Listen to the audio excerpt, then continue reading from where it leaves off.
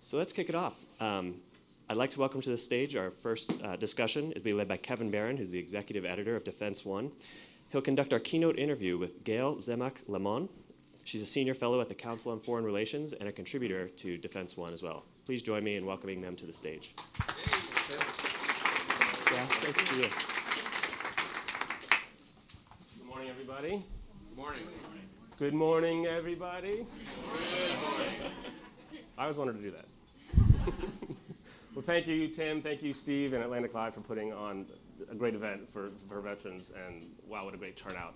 I'm especially thrilled to be able to talk with Gayle for the first time. So Gayle writes for me. You know, I knew I was lucky enough to capture her to get her to be one of our first and regular contributors to Defense One. And so I've been excited for the book. I got an early copy of it. I read it weeks ago, and it's amazing. It's a great story. So I hope in our short time to get things started, we'll talk about the book and kind of lead our way into veterans because it starts a few years back. Give us the synopsis. What's the book about? So the book is about a team of female soldiers who were recruited in 2010 while the combat ban was still on. They actually ended up being deployed in 2011, and they were among the first women to be out in combat on nighttime operations alongside the most tested, most vaunted elite special operations forces, the Ranger Regiment. And they were recruited not as part of some social program, but they were recruited to fill a security gap, which is that male soldiers couldn't speak to women. And so Admiral Olson, who was then head of Special Operations Command, said, we're missing half the population. We're missing all this information. And so we need female American soldiers in a conservative, traditional country to go out and talk to Afghan women. Because if you know these nighttime operations and others, right, there's security information that could actually save lives and end a mission faster if we had women who were able to talk to other women. So I really started there when a former Marine told me about First Lieutenant Ashley White. So I mean, this is a great story because it's a story about breaking rules in a way. I mean, it's about women in combat, which is in the news right now as women are going through Ranger School to try to be the first ones to complete it. Yeah. These women got a dose of Ranger School to go on. So tell me the story of first of all, how did you get to this story and the story of the women themselves? Because it's not a book about Afghanistan. It's a book about the women, all these women around the country who somehow hear about this great possibility. Yeah. And just can't believe they have a chance and go running as fast as they can down to Ranger School. That's right. I mean, it's a hero story we don't know. I think about the best of American character, right? Courage and conviction and the desire to serve something better. And that has absolutely nothing to do with gender. That has to do with heart.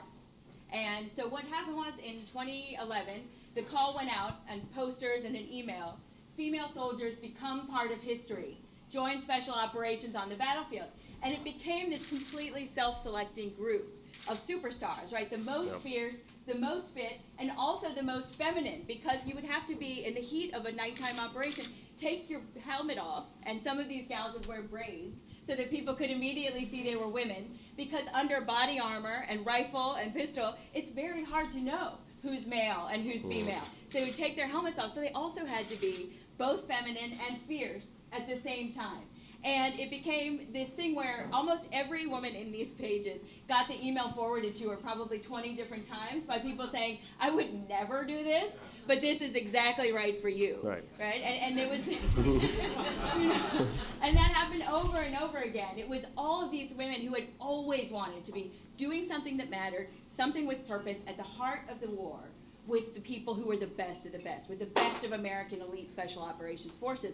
And they almost thought it was a joke when they saw it because it had never been possible to be out officially, right? People had been taken in ones and twos to go out on these missions before, but it had never been a real program for real women to come and try at Fort Bragg for 100 hours of hell, which was the selection process at Fort Bragg on the special operations base, side of the base, to come be part of this team. We'll talk about how important that is for women to be asked to come down, for what Admiral Olson did, to create this. You know, a lot of people may not realize in the military, this is not new to attach women to special operations groups or other types of soldiers. You can be combat medic, for example, and you may not be a Ranger or a SEAL, but you're going out with them to do some sort of enabling job with them. So Admiral Olson was really getting around the rules. How important was the recognition then? And then let's kind of transition. How does that compare to, or how does that differ from what's happening right now at Ranger School? Right. So Admiral Olson basically, it was perfectly legal to have women attached to almost any unit, including special operations. They just could not be officially part of them. Right. And so They can shoot, they can fire, they kick down the same doors, they go into the same compounds, they get killed, but they just don't count as the same soldier right next to them. That's right. I'm just making that clear. Now, and I will say with these women, they were not Rangers, right? They would Right. be the first ones to say they were not. They were selected in March or in May of 2011, trained in June and July, and by August, they were on the battlefield seeing the kind of combat that less than 5% of the entire military sees. With about 6 weeks training, they ended up alongside guys who had done 9, 10, 11 special operations deployments.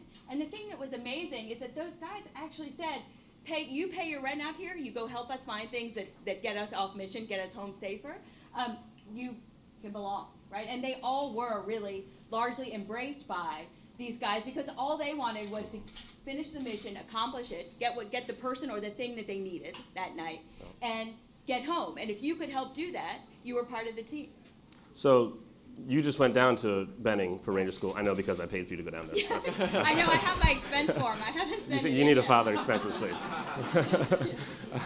And of course, you wrote a great article right on the scene, watching what are now the first group of women who now officially were said go in with the new class of candidates for Ranger School, which is, if you don't know, it's a 2-month program just for Army Rangers. This is the version of Navy SEALs and Air Force Special Ops. And if they make it out, they get tabbed, they get to Ranger School. The next step is if they actually got selected to be in the Ranger Regiment to go out and be deployed. So what did you see down there? What's happening now? What's changed? So the first group of women, right, so 19 women made it through what was called pre-Ranger course, and that's what we went down to see.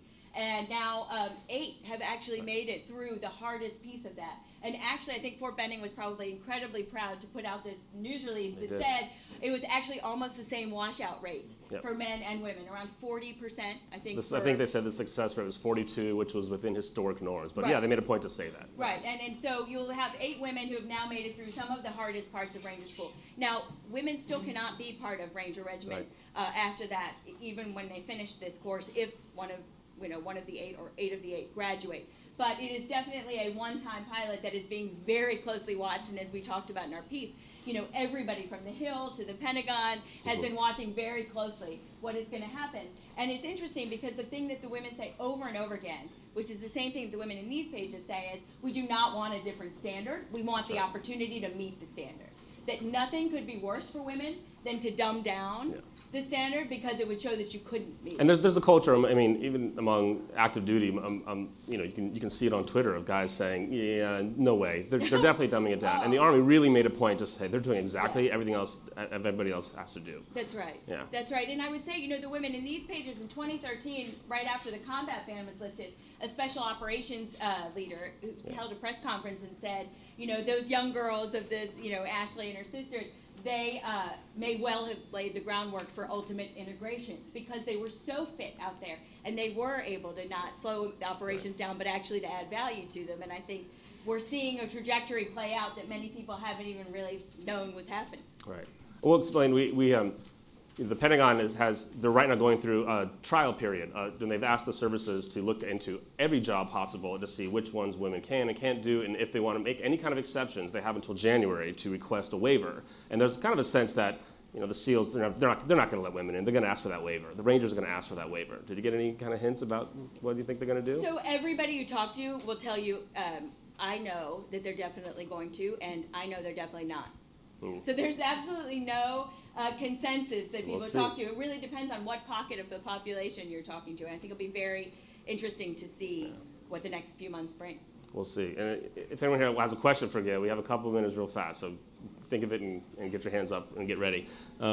So moving forward now, here we are, these women, some of them are out, they are veterans now. What kind of challenges are they facing, both as women, but also as special operators? Because this is the new fighting from now forward is being done, the trigger pulling, the point of contact. This is a special operations war that's going on. And I say war, I mean everything from Nigeria and Boko Haram all the way to Pakistan. This is one conflict. What's it like for them now they're out? Well, I think it's 2 things. One is that almost nobody looks at a female face and says, that's a veteran.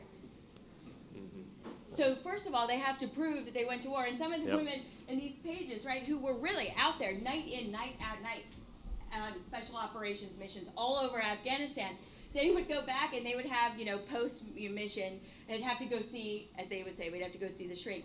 And one of them would say, well, I know you probably didn't see any action, but you might still have some experience. And they would just walk out, right? Because nobody had any idea what these women were doing. So not only do you have to explain what you do, but then you have to go ask for services, right? And it's really hard to make that transition. The good thing is there's so much resilience, there's so much adaptability that I think many employers see them as, terrific for any job that they have.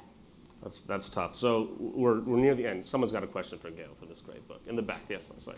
Are you at all working with the Women's Memorial at Arlington Cemetery to memorialize these women as kind of the first that have really gone out there and really gotten in with the special ops? I have been speaking with them. It's an incredible memorial. For those of you who haven't seen it at Arlington, it's beautifully done. The book has only been out 2 days, so we haven't quite gotten to memorializing them, but I really do. I want this story, which is really just a hero story that we don't yet know about people we should, to really open people's eyes to so many more stories that are out there that we really have not yet heard. Thanks. So the book is Ashley's War, the untold story of a team of women soldiers on the Special Ops battlefield. It looks like this. Everybody buy a copy on Amazon, or is that the best way to buy a copy? Just come to your house, knock on your door. She has lots of them. She has a change drawer. It's great. It's an amazing read, and I thought as I'm reading it, I could see the movie being made. I'm directing every scene, so you need a director. I'm available, but it's already been sold. Reese Witherspoon bought it up, which I think is fabulous, and so good for her. That's right. Congrats. I mean, it's a testament to. I can say I knew you when, and I discovered you, and but come read the rest of Gayle's work at defense1.com, and on Monday night, Gayle and I are going to talk again with a full format at the Watergate for an author session of our own, a Defense One live event. So if you're in town still Monday night and you're still not groggy from Saturday from tonight, come on out. But thank you, Gayle, very much, and enjoy the rest of the panel.